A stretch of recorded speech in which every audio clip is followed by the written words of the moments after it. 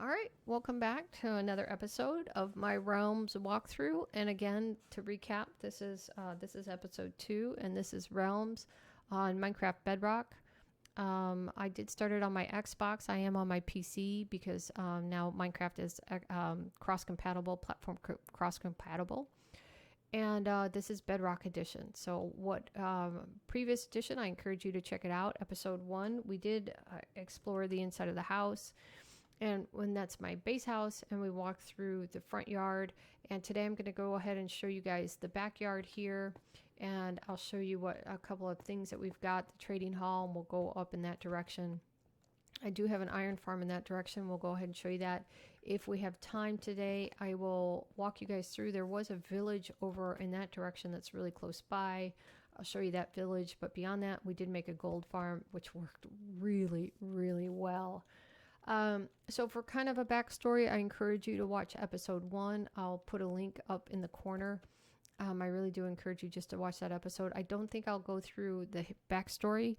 I do encourage you to watch episode 1, just so you can get an idea of the backstory. So let's go ahead and begin. So this is the backside of my house, my base.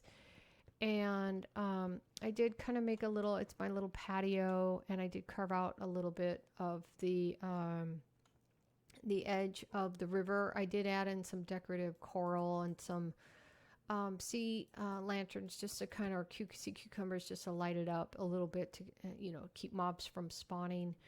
But you see, I did add a little bit of detail here, some potted shrubbery and some benches. And then here is my fishing tools. And then I have my ender pearls set here, and I'll show you what the ender pearls are for later on. Over here, I didn't really do anything with this part of my base. I'm sure I had plans for it, but nothing came of it. So I also have another beacon here. So that's my second beacon. In our first episode, I showed you where the first beacon is. You can actually kind of see it going up in the sky over there. And then this is my second beacon.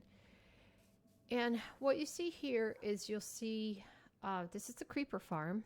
And the style of the creeper farm is my own, although the creeper farm itself, it's the one where you put a lot of the trap. You don't use cats, but what you do is you put holes in the floor, and then you put trapdoors below and beneath, or at the upper level of the floor above, and then you put trapdoors, I think, and I put trapdoors on the area below just to keep spiders from spawning. So you kind of open up. Oh no, you only put trapdoors on the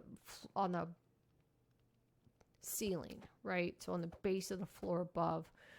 And then we've got holes in there. Every other block is a hole, so the creepers can walk through. And I can't remember whose design I took that from. Probably could have been a combination of people. Various Minecraft YouTubers use this kind of design. But I made the design, the outside, it's my own, and I kind of wanted to make it in the style of those old towns. So if you go out west to a lot of those small towns in the U.S., you're going to come across what they call Old Town or downtown, and they typically have those old style brick buildings that were circa 1800s, 1880s. And that's what they usually called Old Town. And I really love that type of style. And I had actually planned on making like an entire, like a block or, just kind of few more buildings. I kind of ran out of time. But I got to tell you, this creeper farm was a challenge because I decorated it with a lot of like half slabs and stairs just to kind of give it some depth. You see right now it's a little bit plain, flat. And I try to give it some depth, but it turned out that a lot of those blocks let light through, and I didn't realize that. So it took me quite a while to perfect this and to make it so that it was completely 100% dark. And you can see in the glass, I have that tinted glass that you can make now with the geodes, with the crystals. So I have those tinted glass there, and I don't have any blocks. Let's see if I can grab some blocks, and we'll just pop up and we'll take a look inside. I think it's one of those creeper farms where, here it is. I made it out of the amethyst shards. And I think this is one of the creeper farms where you actually have to grab some honey blocks. You have to be loaded in for it to work. And so a lot of times I would stand kind of in the window up there, if you know, just go AFK, just so I could keep my creeper farm working. But let's see if we can peek inside the window. Oh, can I not stack blocks? Oh, there we go. And one more. Okay, there we go. But you can kind of see in, I guess, again, just remember that this is tinted glass, so I don't think that they can see us. Let's see if I can add one more.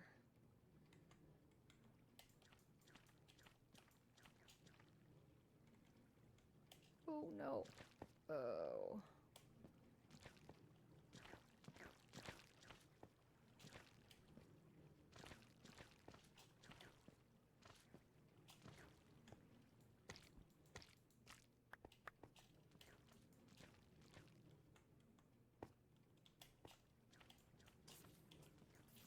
Oh, I can hear one already. There we go. I can hear one burning. Okay, so basically what it is, it's several floors, and on the bottom side of the floor above, I have trapdoors above where I think, is it above? Oh, opposite to where the buttons are. So on an open slab here, there'll be a trapdoor above it. On the open slab above it, there's going to be a button down below, and that's to keep the spiders from spawning.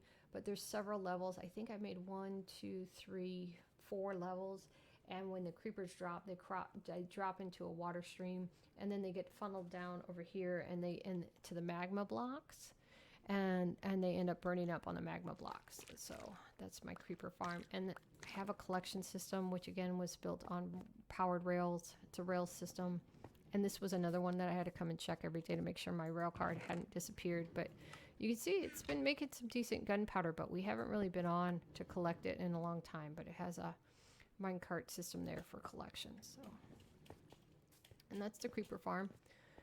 Over here is my nether portal. So I kind of created this custom tree. As you can see, it's supposed to be a willow tree, and it's kind of supposed to be fairy and magical. And I've got lighted balloons kind of floating around it. I got I decorated it with lanterns, and then I put some floating candles around, but it's just supposed to be kind of like a magical, mystical nether portal, which I thought was cool. And I need to get a bed, so before we go on, let me grab my traveling ender chest to make sure I have silk touch. Yeah.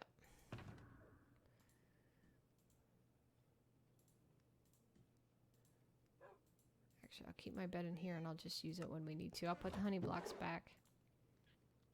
There's my iron, and I can show you why I have so much iron. Again, just a recap, we've been on this realm for over a year. We started in November 2020, so I did collect a lot of irons. You know, just a lot of iron ore. Go to sleep real quick. Oh, we'll sleep in a minute. Let me grab the bed out.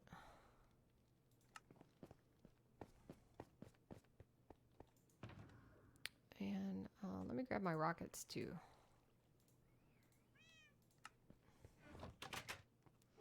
So just past the enchanted nether portal, I'm going to run you over to the iron farm. Not too much that way. Really not a lot that way. I didn't really build too much going beyond that way. I think those two giant trees in the background, I might have created those because I thought I wanted a giant tree out my window as part of my view. And we're going to kind of take a little swim over to the iron farm. So if you see over there, we've got an iron farm all the way over there. And that is definitely JC Blaze. That's his iron farm design. And what I did was I ended up making, I've since dismantled it, but I ended up making a villager breeder on the shore, and then I ended up transporting all of these villagers by rail system. It was very painful. It took a very, very long time, but I did it, and I turned them all into Fletchers, and we'll go up and we'll take a look up above here in a second. But this is an iron farm, And you can see it's been recently cleaned out. Let's get up here real quick. And this is what it looks like. So it's 10 Fletchers on one side, 10 Fletchers on another side, 20 beds in the middle. We've got water streams that kind of guide the iron golems when they spawn to the lava, and then the lava will burn them, and then their drops go into the chest below. It's pretty simple. I do believe I have to be loaded in for this to work. So a lot of times we've just AFK'd. Oops. I think I got hit by a trident. A lot of times we just AFK. Might have to kill him. Right here, I kind of block myself in with leaves just to keep... give me your trident. Trident? No. Okay, that's fine. I would block myself in with leaves just to keep the phantoms off of me. But you can AFK here, and the iron golems will spawn. Okay, moving on.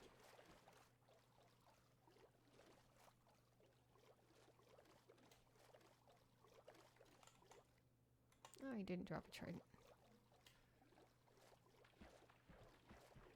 I think this is where I actually had my village breeder, my villager. You can see remnants of the platforms.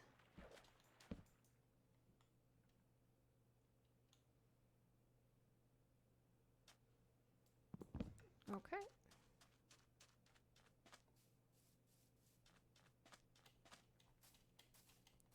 So now we'll go ahead and take a look at the trading farm. Or the trading hall, excuse me. So that's the back side of the mystical tree. It was a custom tree that I built, a willow tree, just to house the nether portal because I thought it looked really cool. Again, many of these giant spruce trees are custom made. Only a few of them would grow. For some reason, I could only grow a few of them, and then the rest wouldn't grow, so I made the rest. So a lot of these are custom.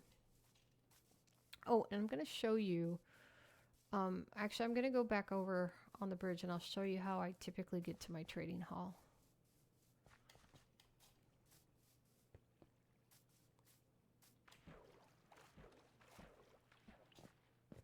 So usually to get to my trading hall, what I do is I actually come over here, and this is what all the ender pearls were for, and I got a good supply of them because I have a mage up here in the trader hall. But I'll aim it at the steeple, and I'll run forward, jump, and I'll throw the ender pearl that way, and then boom, we're here. Sometimes it works well and sometimes it doesn't, but there's the house, so, and the barn. Okay, so there's a stairway going up. And then here's the entrance, and I have a double gated system, so it's a gate, a door, and then another gate just to keep them from escaping. And so you see I kind of made it into a church. I don't know why. It's just I thought it was cool and gothic.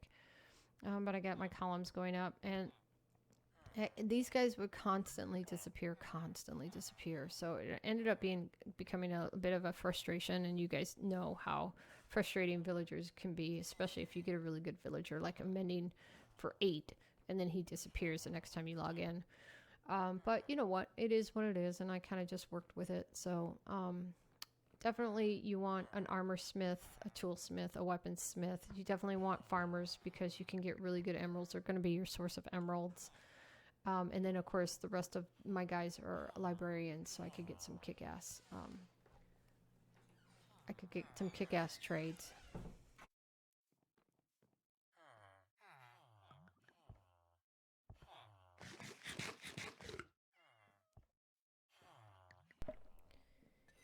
And so I did decide to put in a bell. I found that the bell was comforting to the villagers. I don't know if that sounds crazy or not, but I found that they were very difficult to manage, and they were disappearing. I wasn't getting good trades. I was getting some good trades, but not a lot. But then when I put a bell in, it kind of changed the dynamics of the trading hall. They actually ended up having their afternoon get-together, afternoon powwow meeting. And I think that that that improved their mood a lot. And I ended up getting better trades, and I ended up not getting as many. I know that sounds strange, but it almost seems to me that not as many villagers disappeared after I put the bell in. So.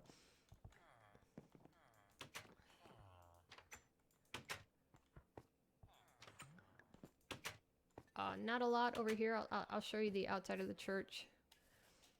Oops, I was hoping to kind of make that jump, but I don't think I can. So, yeah, maybe I'll just show you from down here. But there's the church there, and it's got a steeple, and I'll take you up to the top of the steeple, but it's kind of like, just one of those Gothic churches, maybe that you might see in a small village in Europe or something. So that was the thing that I was going for. But going back inside, and I actually made a belfry. So here's the church proper, and then there's the second floor of the church. I don't know what it's called. I'm not a churchy person, but if you take the stairs up this way, here it is. Here's the second floor of the church, and then probably usually where the choir sings, right? And then here's the belfry. And belfry access, no admittance, because like in any church they were like, oh, we're not going to let you up there, but you're always dying to go. So my church is no different. You're not supposed to go, but if you sneak away from the tour, you can go. So if you take the ladder up to the top, and then I got the bells up here, the bells of St. John.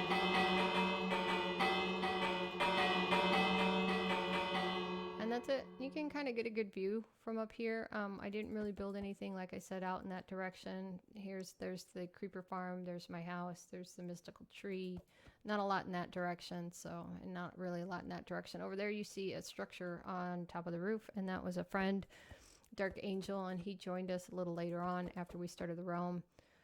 Built his house, but then he stopped coming, and I don't know why, but he was always invited back. And he's invited to join us on the next realm. So coming down off of the belfry. Oops. And there we go. Get back through the door. Coming down the rickety staircase. That's when it's like the thin stone stairwell. So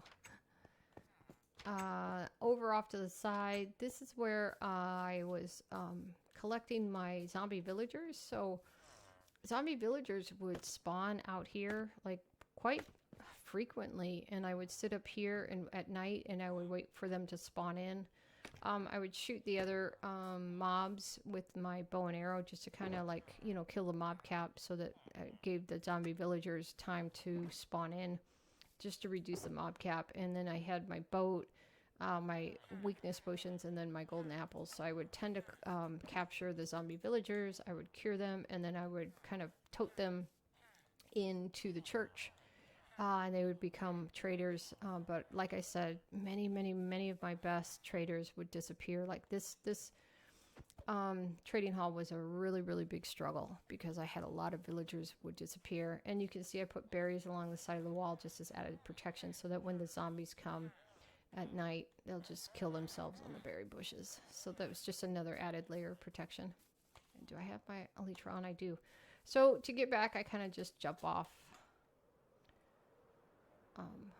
the edge and just kind of float with my elytra. And that's it. That's the back of the house. All right, that's it, guys, for episode number 2. And I really appreciate you sticking around. We'll go ahead and we'll just have episode number 3. And I'll take you guys through the nether, and I'll show you the nether hub and our nether portal, and I'll walk you around some areas in the nether where we used to go to collect some of our supplies. And I hope to see you guys in the next episode. Thanks for watching. Bye.